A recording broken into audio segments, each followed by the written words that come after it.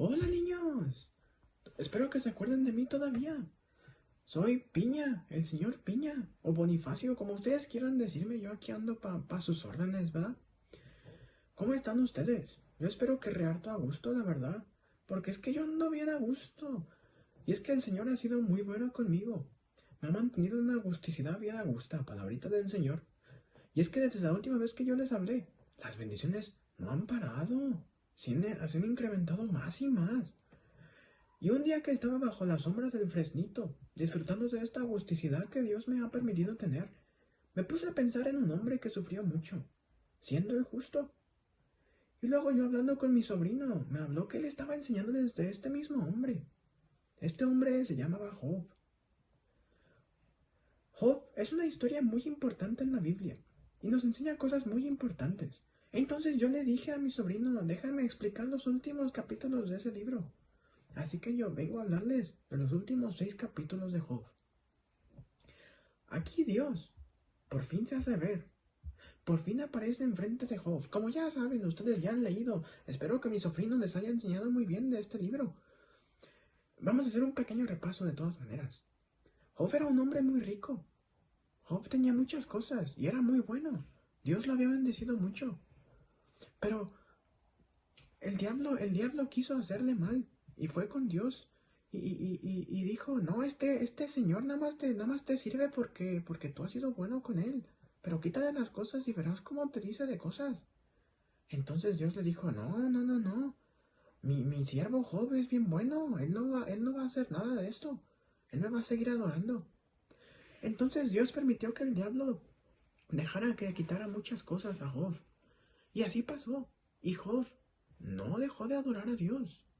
Él fue un hombre que de verdad mostró su fe y que de verdad mostró su adoración hacia Dios. Ojalá todos fuéramos como él. Pero a mí me quitan mi agusticidad unos minutos y yo ya ando diciendo de cosas. Pero Job fue un hombre mejor que yo. Entonces nosotros debemos de aprender mucho de Job. Ahora, ya para el final del libro, Job empieza a justificarse a él mismo. Empieza a justificarse incluso más que a Dios. Está diciendo, no, yo soy justo. Y lo que ha hecho Dios conmigo no ha sido justo. Entonces, Dios se le aparece a Job. Dice la Biblia que dentro de un torbellino empieza a hablarle Dios a Job y no le contesta nada. Dios no contesta a Job. Al revés, le hace más preguntas.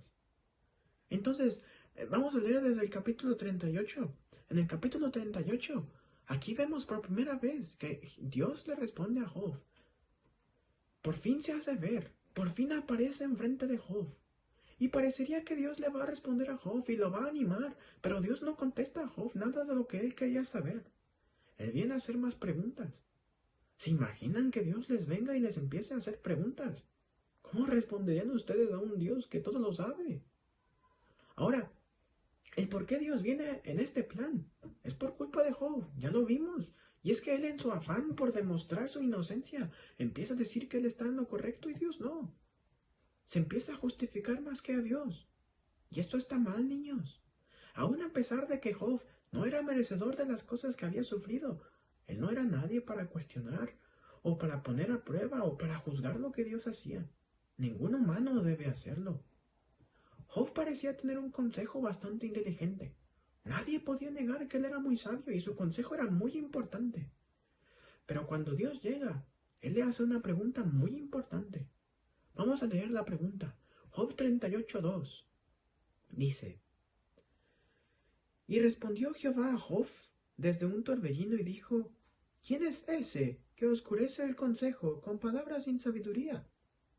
Ahora, ciñe como varón tus lomos. Yo te preguntaré, y hazme saber tú. Básicamente Dios le está diciendo a Job que su consejo está oscurecido y sus palabras son sin sabiduría. Y es aquí donde yo me quedaba, yo pensando, me quedé como de achis, achis los mariachis. Pero si parece que Job está en lo correcto y que su consejo es bueno y está lleno de sabiduría, ¿cómo es que Dios le está diciendo eso ahora? Bueno, Dios le va a hacer entender a Job y lo hace de esta manera.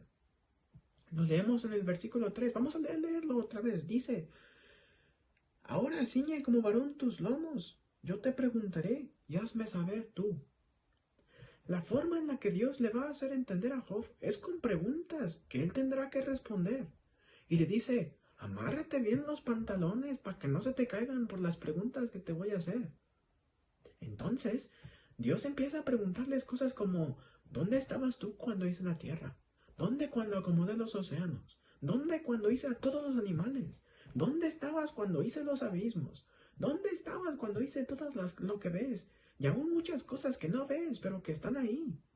Básicamente Dios, al preguntar estas preguntas, obviamente Job no podía responder, porque su consejo y sabiduría eran humanos, y no podía entender la grandeza de Dios, y el por qué Dios hace lo que hace, y cómo lo hace. Dios le está diciendo, a ver, chiquito, aquí el único que puede echarle crema a sus tacos soy yo, Job. Y si quiero matar pulgas a balazos, no me puedes decir nada. Entonces Job lo entiende, y él responde y se arrepiente por lo que estaba haciendo. Porque en su riqueza él era un indigno de Dios, y en su sufrimiento él seguía siendo indigno. Vemos la respuesta que Job le dio a Dios al final, cuando él entiende, cuando él se arrepiente de lo que él estaba haciendo, de justificarse a sí mismo. En el capítulo 42, versículo 1 dice, y respondió Job a Jehová y dijo, yo conozco que todo lo puedes, y que no hay pensamiento que se esconda de ti. ¿Quién es el que oscurece el consejo sin ciencia? Por tanto, yo denunciaba lo que no entendía, cosas que me eran ocultas y que no sabía. Oye, te ruego y hablaré, te preguntaré y tú me enseñarás. De oídas te había oído, mas ahora mis ojos te ven. Por tanto, me aborrezco y me arrepiento en el polvo y en la ceniza. Miren, niños, aquí Job había entendido todo lo que Dios le había tratado de decir. Dios le estaba tratando de decir a Job, tú eres un humano insignificante. Y lo que yo hago, no te tengo que dar cuentas de eso. La enseñanza de este libro, niños, es que no importa que nos pase, si estamos muy bendecidos, como Dios me ha bendecido estos últimos días, debemos de alabarlo. Y si estamos pasando por pruebas o por sufrimientos, debemos de seguir alabando, incluso aunque sea más difícil, porque Él es digno de eso y más. Ahora, la historia no acaba aquí. Dios sí bendijo a Job otra vez, por lo bueno que había hecho, porque él en su sufrimiento siguió alabando, siguió adorando a Dios. Y miren que fue uno grande, y aun cuando parecía que se estaba desviando, logró encontrar el camino de vuelta. Job no solo recibió una recompensa por no desviar su corazón de Dios en esta vida, sino que en la venidera también Job será muy rico. Job tendrá muchas cosas en los cielos como las tuvo en la tierra, porque él siguió adorando a Dios, no importando qué. Esto es lo que nos queda a nosotros. A nosotros nos debemos de adorar a Dios, no importando el cómo esté nuestra situación en este mundo. Ahora, antes de irme, la pregunta que Dios hizo me hizo pensar mucho y me hace pensar mucho todavía. Esa pregunta en la que encontramos en el capítulo 38, esa que dice, ¿quién es ese que oscurece el consejo con palabras sin sabiduría? Es una pregunta muy llena, que significa muchas cosas. Y es que significa que Dios es aquel que oscurece el consejo de los hombres o es aquel que lo aclara también. Miren, el consejo de los hombres puede ser muy bueno. Lo que Job estaba diciendo parecía ser muy bueno, pero aún así no era un consejo bueno. Aún así sus fines no eran buenos. Entonces, los hombres pueden tener un consejo que sea o bueno o malo, y es Dios el que hace que estos consejos se oscurezcan, que vayan a bien, que vayan a mal. Y esto lo vamos a ver más en el Salmo 1. Pero de eso yo ya no voy a hablar. Lo va a hablar el hermano Caleb.